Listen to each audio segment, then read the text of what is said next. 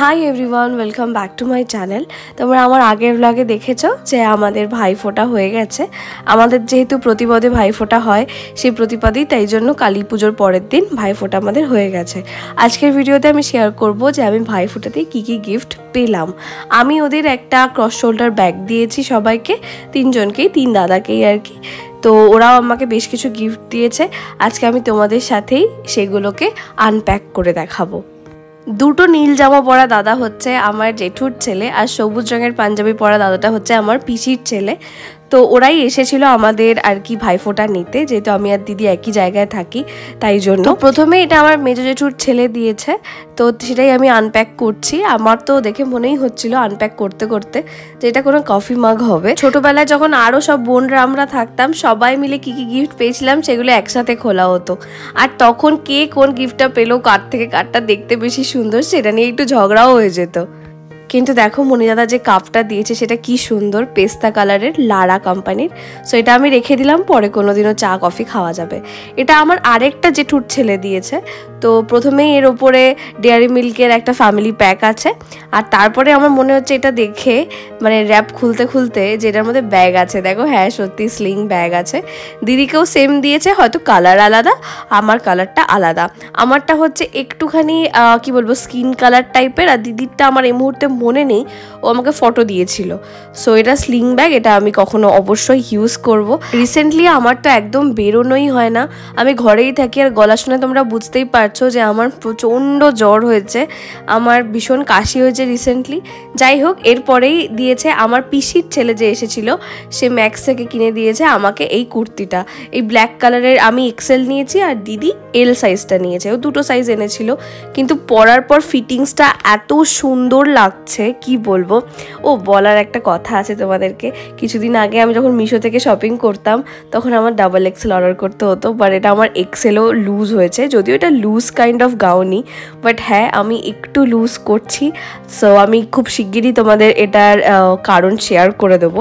But এই কুর্তিটা অনবদ্য অসাধারণ হয়েছে, আমার তো খুব পছন্দ হয়েছে। হ্যাঁ, তোমরা তো সবাই জানো যে এভারটিন আমি কত পছন্দ করি, তোমাদের সাথে আগেও শেয়ার করেছি। আমি নতুন একটা জিনিস কিনেছি, এভারটিনের ডেলি প্যান্টি লাইনার্স।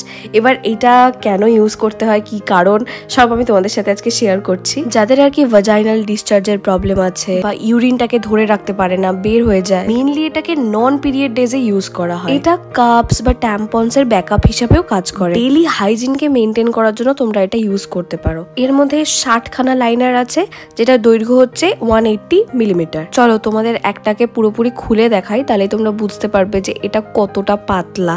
ঠিক আছে, অনেক সময় হয় না কি অ্যাসিডিক লিকেজের ফলে প্যান্টের একটা জায়গা প্রচন্ড ডিসকালার হয়ে যায়, তো সেই সমস্ত জিনিসগুলোকে একদম আসতে দেবে না এই লাইনার্সগুলো। এবার এটা তোমরা দেখতে পাবে যে এটা কতটা বেশি পাতলা, এবং এটা এতটাই কটনি সফট, যেটা তোমাকে তো ইরিটেট করবেই না, সাথে সাথে ওডার লক করে এবং সারাটা দিন ফ্রেশ ফিল করা। এটা অবভিয়াসলি প্যাড নয়, তাই প্যাডের মতো অতটা লম্বাও হয় না, আর এটার উপরের টেক্সচারটাও অনেকটাই আলাদা, আর এতটা পাতলা তোমরা জাস্ট মানে হাতে যতক্ষণ না নেবে ততক্ষণ জাস্ট ভাবতেও পারবে না। অ্যাপ্লাই করাটা কিন্তু মানে একদম প্যাডের মতনই সেম, কিন্তু ইউজেজটা একদম প্যাডের অপোজিট। বললামই তো একসাথে 60খানা থাকে, তার মানে বুঝতে পারছো এইটুকুনি প্যাকেটে 60খানা থাকে, মানে এগুলো কতটা পাতলা হয়। সারাদিন পরে থাকলে মালুমই হবে না যে তুমি কিছু পরে আছো। এটা শেলফ লাইফটা যদিও অনেক দিন, 3 বছর, এবং দামটাও যথেষ্ট রিজনেবল 60খানা লাইনার্স এর জন্য। সো আমার তরফ থেকে তো বিগ ইয়েস। তারপরে আমার যেই জ্যাঠতো দাদা আর কি কফি মাগ দিয়েছিল, সে তার সাথে একটা ক্যাডবেরি সেলিব্রেশনও দিয়েছিল, কিন্তু সেই ক্যাডবেরি সেলিব্রেশনটা খুলতে আমার মানে কালঘাম ছুটে গেছে প্রায়। আর এটাকে ওপর নিচ করে হেনা তেনা করে খোলার জন্য ক্যাডবেরিগুলো একদম এদিক ওদিক হয়ে গেছে। দেখো আমি খুলছি,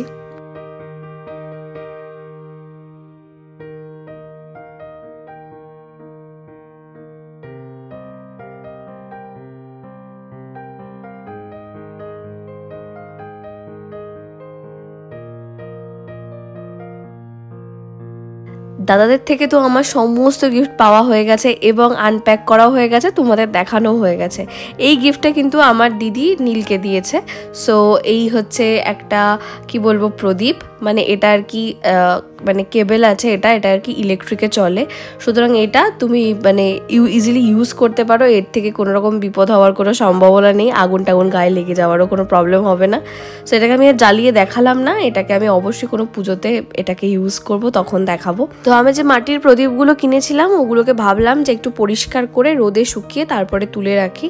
তো এতটাই কালো হয়ে গিয়েছিল, অবভিয়াসলি একটা সর্ষের তেলের প্রদীপ তো অত্যন্ত কালো হয়ে যায়, এবং সেটাকে আমি ভাবলাম যে একটু সাবান দিয়ে পরিষ্কার করি, পরিষ্কার করে তারপরে রোদে শুকাই, তারপরে অনেকটাই কালো ভাবটা উঠে যাবে।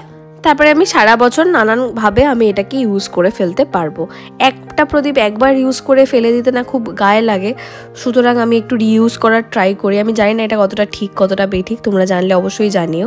সো আমি ব্রাশ দিয়ে ভালো করে কালো ভাবটা তোলার চেষ্টা করছি, যদিও অবভিয়াসলি পুরোটা উঠবে না, তবুও আমি ট্রাই করছি। এবং অনেকক্ষণে আমি এই সাবানগুলো মাখিয়ে ভালো করে ভিজিয়ে রেখেছিলাম, তবুও আমি পুরোটাকে একদম ঝা চকচকে ক্লিন করে দিতে পারিনি। আমি তোমাদের দেখাচ্ছি, দাঁড়াও। গতকাল রাতে যেহেতু ধুয়ে টুয়ে আমি বাইরে বের করে দিয়েছি, আজকে একদম ভোরবেলা উঠে দেখি ভালোই শুকিয়ে গেছে। ঠিক আছে, রোদ পড়ুক, রোদ পড়লে আরো শুকিয়ে যাবে, ভালোই হবে। এভারটিনের এই প্যান্টি লাইনার্সের লিঙ্ক আমি কিন্তু ডেসক্রিপশন বক্সে অলরেডি দিয়ে দিয়েছি, তোমরা কিন্তু চেক আউট করতে পারো। আগে বলা হয়নি তাই এখন বলে দিলাম। আজকের ভিডিওটা এখানেই শেষ করছি। তোমাদের ভালো লাগলে অবভিয়াসলি একটা লাইক করো। দেখা হচ্ছে পরের ভিডিওতে। ওকে, বাই।